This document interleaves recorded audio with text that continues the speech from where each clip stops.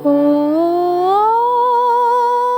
सूर्याय नमः। ॐ सूर्याय नमः। ॐ सूर्याय नमः।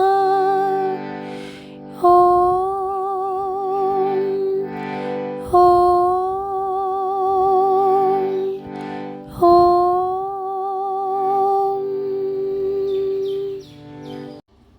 श्री सूर्य पुराण का पहला अध्याय। सूर्य भगवान की उत्पत्ति, उनकी स्त्री संज्ञा और छाया की कथा। सुमंतु मुनि कहते हैं कि हे राजन, हम अब सप्तमी कल्प का वर्णन करते हैं। सप्तमी के दिन सूर्य भगवान ने जन्म लिया है, अंडे सहित उत्पन्न हुए और अंडे में ही रहे। दक्ष ने अपनी अति रूपवती कन्या का विवाह इनके साथ किया, जिससे यमुना और यम उत्पन्न हुए। बहुत काल अंडे में रहने से मार्तंड कहलाए। दक्ष की आज्ञा से विश्वकर्मा ने इनके शरीर का संस्कार किया।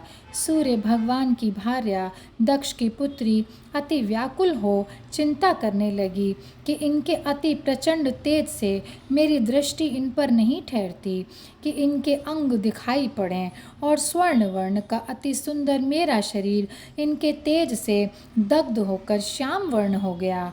इससे मेरा निर्वाह होना यह कठिन है। यह विचार कर उसने अपनी छाया से एक स्त्री उत्पन्न की और उससे कहा कि तू सूर्य भगवान के समीप मेरे बदले में रहना, परंतु यह भेद ना खोलना।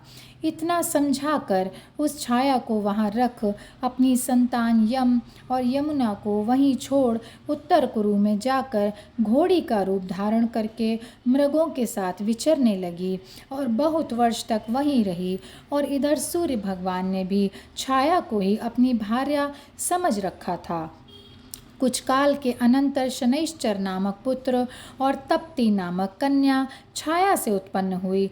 तब छाया अपनी संतान पर अधिक स्नेह रखने लगी और यमुना तथा यम से स्नेह न करती थी। यमुना और तप्ती का एक दिन विवाद हो गया और परस्पर शाप से दोनों नदी हो गईं। तब छाया ने यमुना के भाई यम को ताड़न किया। यम ने क्रोध कर छाया को मारने के लिए लात उठाई।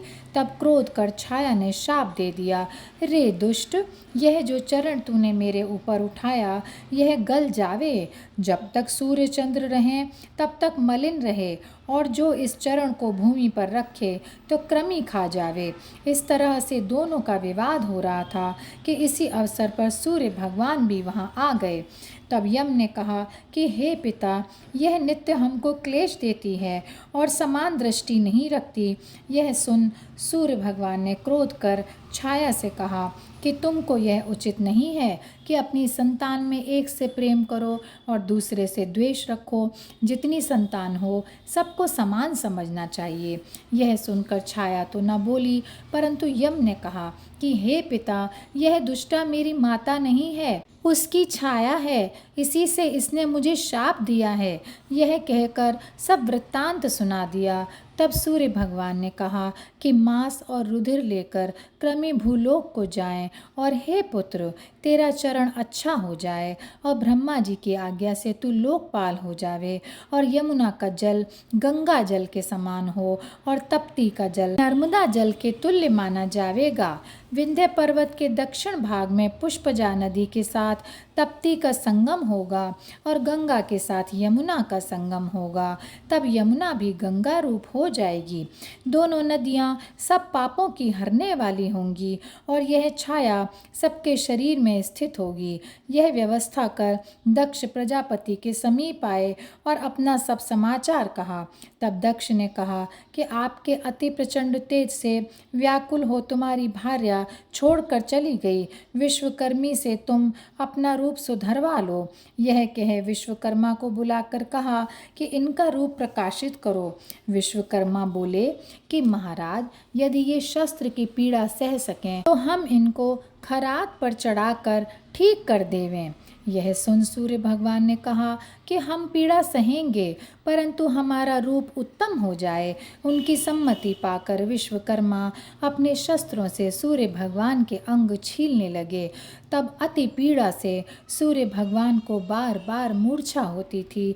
इस प्रकार सब अंग तो छांट कर ठीक कर दिए, परंतु पैरों की अंगुलियां रह गईं। सूर्य भगवान ने कहा कि हे विश्वकर्मन, तुम अपना काम कर चुके, परंतु हम पीड़ा से बहुत व्याकुल हैं। तब विश्वकर्मा ने कहा कि रक्त चंदन और करवीर के पुष्पों का आप संपूर्ण शरीर में लेप करें, जिससे अभी ये व्यथा शांत हो जाएगी। सूर्य भगवान ने विश्वकर्मा के कहने के अनुसार किया और वेदना मिट गई।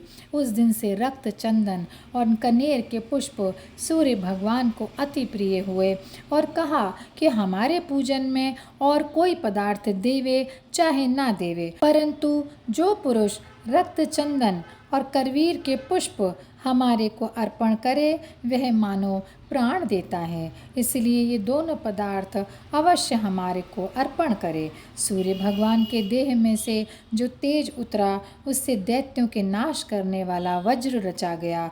सूर्य भगवान ने भी उत्तम रूप पाकर उत्तर कुरु में जाकर बड़ी उत्कंठा से अपनी भार्या को ढूंढा और देखा कि वह मृगों के साथ अश्वी का रूप धारण कर चर रही है।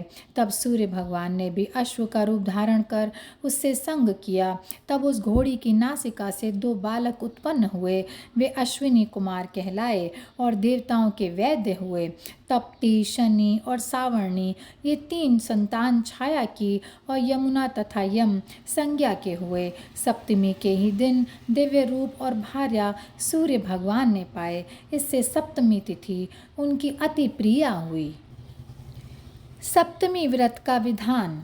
सप्तमी के दिन जो पुरुष उपवास करे अथवा रात्रि के समय भोजन करे और अनेक प्रकार के भक्ष्य, भोज्य और उत्तम उत्तम सिद्ध किए हुए शाक ब्राह्मणों को देवे और जन्म भर इस व्रत को करे, वह अनेक प्रकार के सुख भोग करे और सर्वत्र जय पावे और अंत में उत्तम विमान पर चढ़ सूर्यलोक में जा कई मनवंतर पर्यंत वहाँ निवास कर पृथ्वी पर चक्रवर्ती राजा हो और बहुत काल तक निष्कंटक राज्य करे। राजा कुरु ने यह सप्तमी का व्रत बहुत काल पर्यंत किया और केवल शाक ही भोजन किया। तब कुरुक्षेत्र नाम पुण्य क्षेत्र पाया। सप्तमी, नवमी, षष्ठी, तृतीया और पंचमी ये तिथियां बहुत उत्तम हैं और स्त्री पुरुषों को मनोवांछित फल देने वाली हैं। माघ में सप्तमी, आश्विन में नवमी, भाद्रपद में षष्ठी, वैशाख में तृतीया और भाद्रपद में ही पंचमी ये तिथियां इन महीनों में विशेष हैं। कार्तिक शुक्ल सप्तमी से इस व्रत को ग्रहण करे, उत्तम शाक को सिद्ध कर ब्राह्मण को देवे और आप भी रात्रि के समय शाक का ही भोजन करे। इस प्रकार 4 मास व्रत करके प्रथम पारण करे। पंचगव्य से सूर्य भगवान को स्नान करावे और आप भी पंचगव्य का प्राशन करे। पीछे केसर का चंदन, अगस्त्य के पुष्प, अपराजिता नामक धूप और पायस का नैवेद्य सूर्य नारायण को समर्पण करे और ब्राह्मणों को भी पायस भोजन करावे। दूसरे पारण में कुशा के जल से स्नान करावे।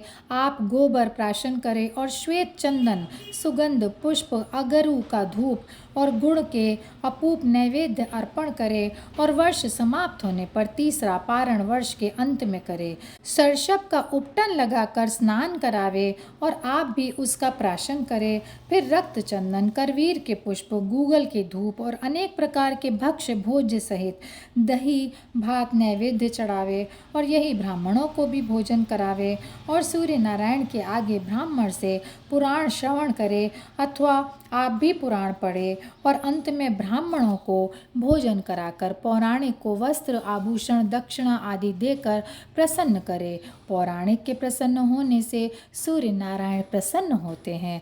रक्त चंदन, करवीर के पुष्प, गूगल की धूप, मोदक, पायस का नैवेद्य, घृत, ताम्रपात्र, पुराण कथा और पौराणिक ये सब सूर्य भगवान को अति प्रिय हैं। हे राजन शतानीक, यह सप्तमी का व्रत सूर्य भगवान को अति प्रिय है। इस व्रत का करने वाला पुरुष कभी लक्ष्मी से वियुक्त नहीं होता। और यहीं पर यह अध्याय समाप्त होता है। ओम सूर्याय नमः। ओम सूर्याय नमः। ओम सूर्याय नमः। ओम